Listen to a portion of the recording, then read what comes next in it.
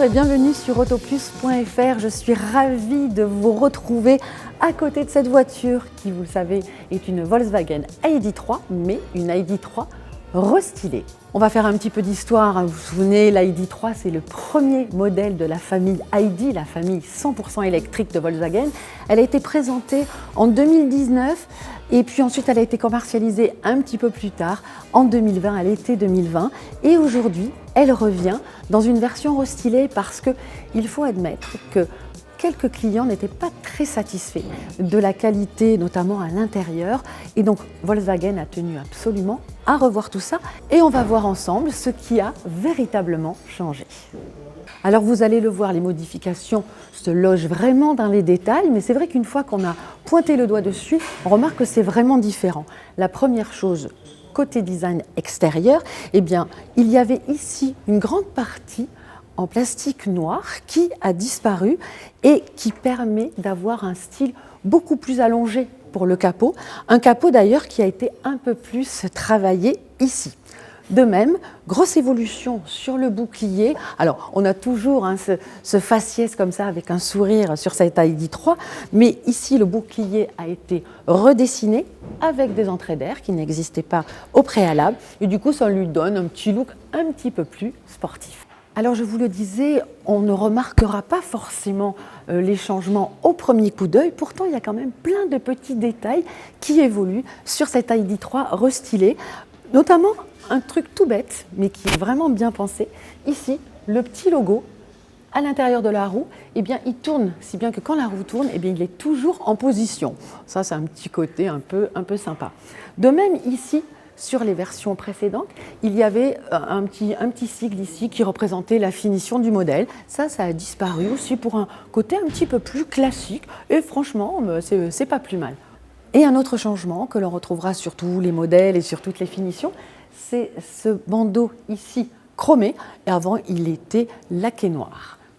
À part ces petits détails de design, la silhouette, bien sûr, ne change pas. Et cette ID.3 mesure toujours 4,26 m de long pour 1,81 m de large, 1,56 m de haut. Et puis, vous le savez bien, ce véhicule a la particularité d'avoir un empattement, c'est la distance entre les deux essieux, un empattement qui est quand même très grand, qui est de 2,77 m et qui donnera une belle habitabilité à l'intérieur. Mais ça, on en reparlera tout à l'heure. À l'arrière, il n'y a pratiquement pas d'évolution, excepté cette partie ici du feu qui désormais s'éclaire. Et puis je voulais juste vous montrer un petit accessoire assez original. Alors je ne sais pas encore si ce sera sur les versions qui seront commercialisées en France, mais en tous les cas, derrière cette petite trappe se cache un support pour transporter des vélos. Ce n'est un secret pour personne, mais c'est vrai qu'à sa sortie, l'ID.3 a reçu quand même pas mal de critiques, et principalement de la part des acheteurs qui ont été un peu surpris par la qualité des matériaux à l'intérieur. Pas vraiment digne de ce qu'on attendait d'une Volkswagen. Alors évidemment, chez Volkswagen, on a retenu la leçon et on a décidé chez Volkswagen, à l'occasion de ce restylage, vraiment de se concentrer sur la qualité des matériaux. Et c'est vrai qu'on le ressent. Alors, cette partie-là était déjà bien, puisque c'était quand même un plastique moussé.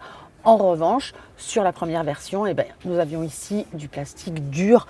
Là, ça a été vraiment changé. C'est un matériau beaucoup plus doux, moussé. On note ici toutes ces surpiqûres. Ça donne quand même un standing un petit peu plus élevé, un petit peu plus digne de Volkswagen. Autre modification, l'écran central tactile est désormais disponible uniquement en 12 pouces. Précédemment, on avait le choix entre le 10 qui était de série et le 12 ensuite, suivant les finitions ou en option. Maintenant, de série, standard, il y aura ce bel écran 12 pouces et qui bénéficie quand même d'un système. Tous les logiciels en fait de cette voiture ont été modifiés. C'est vrai que c'était un gros problème aussi. Il y a eu pas mal de bugs avant sa sortie. Certains sont restés après. Et donc en fait maintenant, l'ID.3 restylé bénéficie de l'évolution des logiciels qui sont apparus sur les plus récents modèles de la famille ID. Et donc, nombre de problèmes devraient être gommés, mais ça, nous le vérifierons lorsque nous ferons les premiers essais.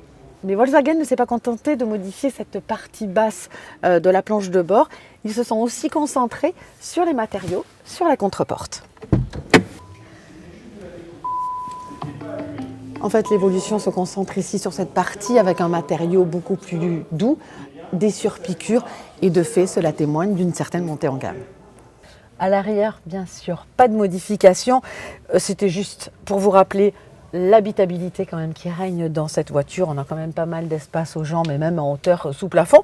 Et puis, il est important aussi de souligner que les contreportes aussi à l'arrière ainsi que les sièges bénéficient vraiment de matériaux donc de qualité. Il faut savoir que Volkswagen a décidé d'utiliser le plus possible de matériaux recyclés à 70% dans l'habitacle et qu'il n'y a plus aucune présence de matière d'origine animale, c'est-à-dire que même le volant qui semble être en cuir en fait, est dans un matériau qui imite le cuir mais qui n'en est pas.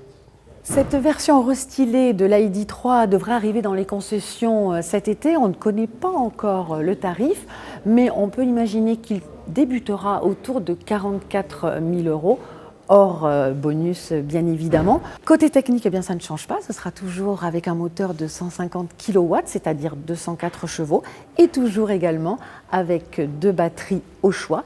Une de 58 kWh et une autre de 77 kWh pour une autonomie annoncée qui pourra aller jusqu'à 546 km avec la plus grande batterie. Nous nous retrouvons très vite sur autoplus.fr pour découvrir un nouveau modèle.